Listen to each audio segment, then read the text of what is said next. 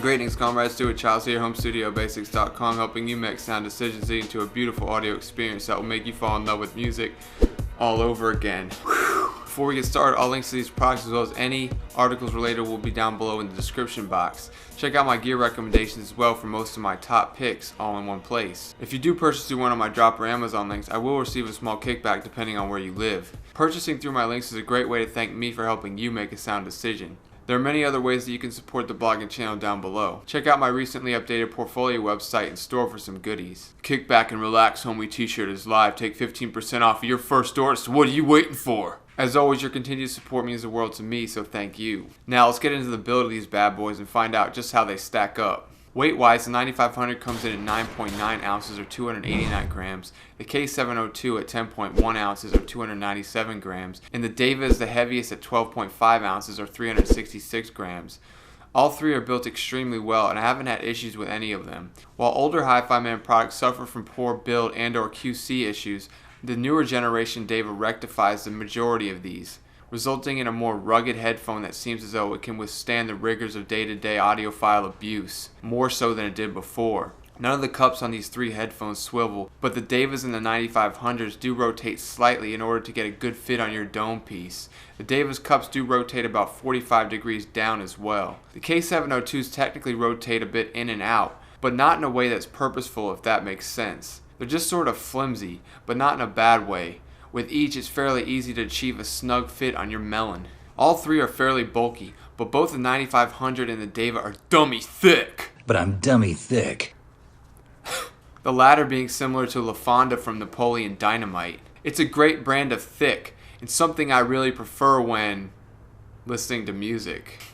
Both the Deva and the 9500 have ample headband padding, but the K702's has none. I don't find this to be an issue as the K702 is extremely lightweight and I pretty much never feel it on my head, if that makes sense. While the K702s sport the famed hammock style adjustment that I absolutely adore, both the Deva and the 9500 utilize your traditional click mechanism. The Deva, unlike the 9500, is much more sure of itself. The 9500's adjustment is a little bit loosey-goosey, but the newer iteration 9600 did remedy this by making it much more apt to stay in place once you achieve the desired number. If you're interested in an in-depth 9500 versus 9600 comparison, click the link card above. I'll also have a link below. While both the Deva and the 9500 terminate in a detachable 3.5mm cable, the K702's is a mini XLR. All three have 3.5mm jacks at the business end and come with 1/4 inch adapters. Both the K702 and 9500's RNL indicators are on the outside and clearly visible, while the Devas are engraved on the inside of the headband adjustment block. While the Deva and K702 have rounder cups, the 9500s are a bit more oval shaped. The Devas are the deepest and widest of the bunch, and in fact do not touch my ears at all. If you have ears the size of Texas, you may be in for a world of pain, but the majority of us regular folk will be just fine. The K702s are a bit more narrow and touch your ears a tad, but they are deeper than the 9500s. The 9500s, like the Devas, don't touch your ears but are the shallowest out of these three. Speaking of Ross Perot, let's get into comfort, shall we? This is probably one of the most difficult side-by-side comparisons to make, as all three are incredibly comfortable in my estimation. If someone held a gun to my head and told me to choose, I'd have to give the slight edge to the Deva over the rest. It's about as close to perfection as you'll find with regards to comfort. I can wear them for hours and hours without so much as even the slightest of adjustments, as I'm mostly forgetting they're even there. The clamp of both the K702 and the Deva is roughly the same, but the 9500s definitely sit looser than the others. The 9600 kind of did improve on this a bit, or so I thought at first, but it mostly rests in the same way that the 9500 does. I don't find it a negative because, like the Deva, I mostly forget they're even on my head. The problem you'll likely run into is that they may slide forward and backwards a little bit. This is why I'd rate the 9500/9600 behind both the K702 and Deva in terms of overall comfort. Out of these three, I'd say the K702 may dig into the top of your head a tad more than the others, but it's a minor gripe.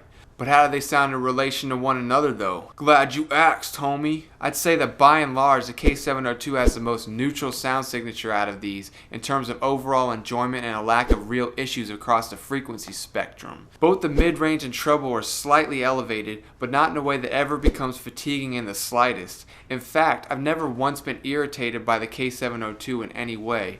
It's as close to perfection as it gets in audio. Yes, the bass is fairly lean and could turn off some folks, but this headphone works for a wide variety of genres and applications because it's very true to the source and incredibly revealing. Because of its wide and deep soundstage, you'll not only be more immersed in the surrounding soundscape, but you'll also hear even the subtlest of details going on that really gives the songs a big boost. It's the type of sound that will have you rewinding tracks like Claude Debussy's Reverie to make sure the birds you're hearing in the beginning are coming from the track and not outside your window. The Deva soundstage is above average, but not quite what the K702's is.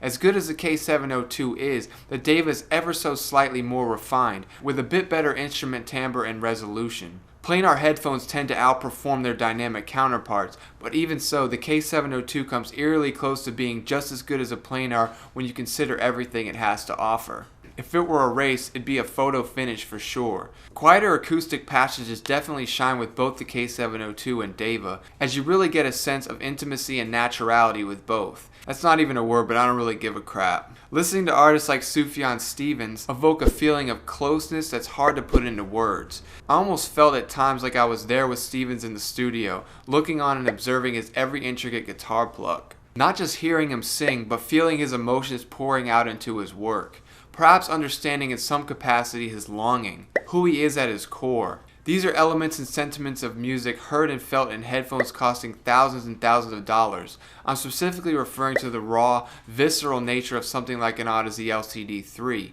It's felt on an emotional level rather than heard with your mind or thought about rationally. This is exactly how musical experiences should be. The Deva is perfect in almost every way, but does have some treble bite, similar to the 4XX and the original 400i that came before it. To me, it needs some EQ at around 8 to 10K, but after that becomes a perfect headphone in my opinion. Elevation of the bass is optional. I do sometimes enjoy a bit of extra slam, but it's not mandatory in achieving a perfect experience with the Deva. As good as the 9500 is, and especially for the price, it's a bit outclassed here and does have a couple more issues, namely the treble. It's a bit more essy than even a Deva, but it's still an incredibly neutral and revealing sound profile overall. If the K702 and Deva are a photo finish, i.e. milliseconds, the 9500 is a second behind and comes in third place, but admirably so. It's no slouch and still gets my highest endorsement.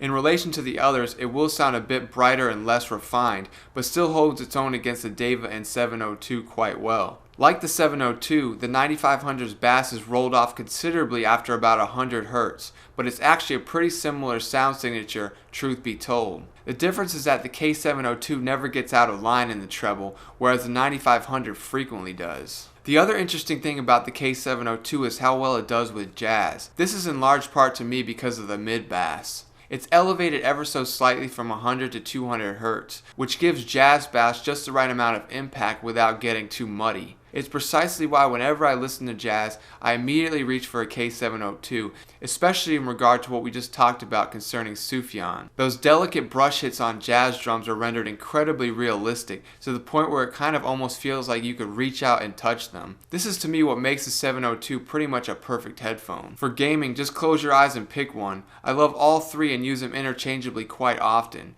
Some people might tell you that the 9500 has no soundstage, but they're lying. Neither the 9500s nor Deva's staging are quite as wide or deep as the K702's, but both come pretty close.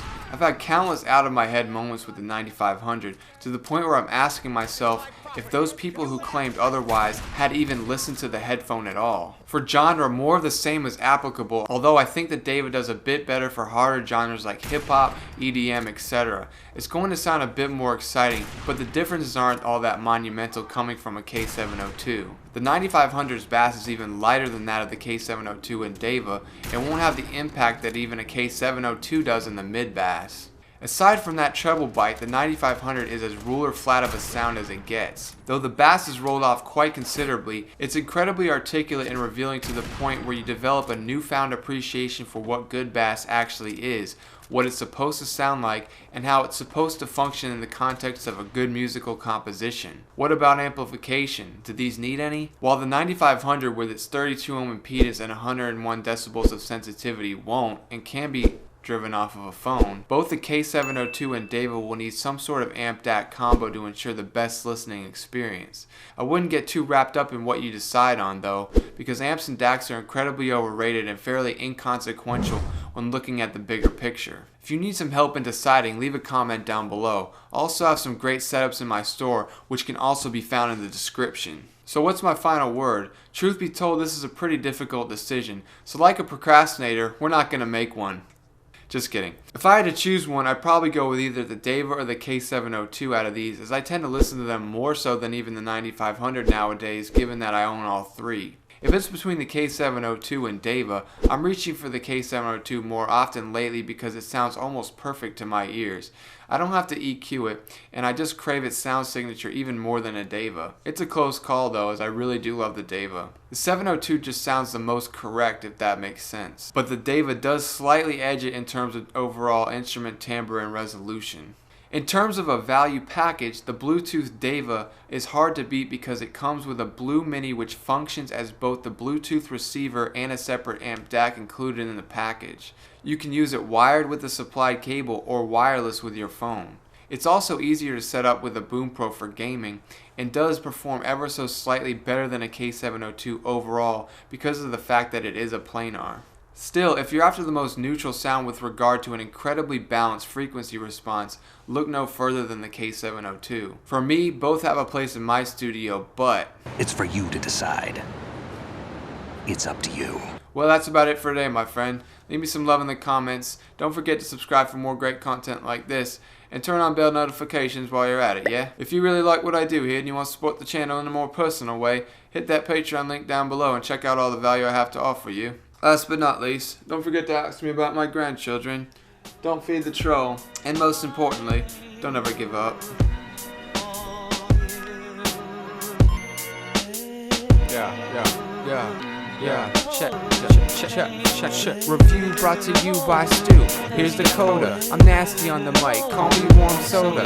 Chopped up this beat real fine like cold produce. Steady in my veggies so I can focus on my David Copperfield. Y'all hocus pocus. A little loopy when I wrote this. Esoteric dopeness. Cultivating the will of a soldier. Fighting through the pain like Dooku. I told ya, sold you on my style. Snapping on cats like Private Pile. I get semi-wild every once in a while. 911 on the dial. Alone at the top with no rival. Dark is my world without a Bible. Without God's love there's no survival. So my mindset is tribal. Yeah, my mindset is tribal.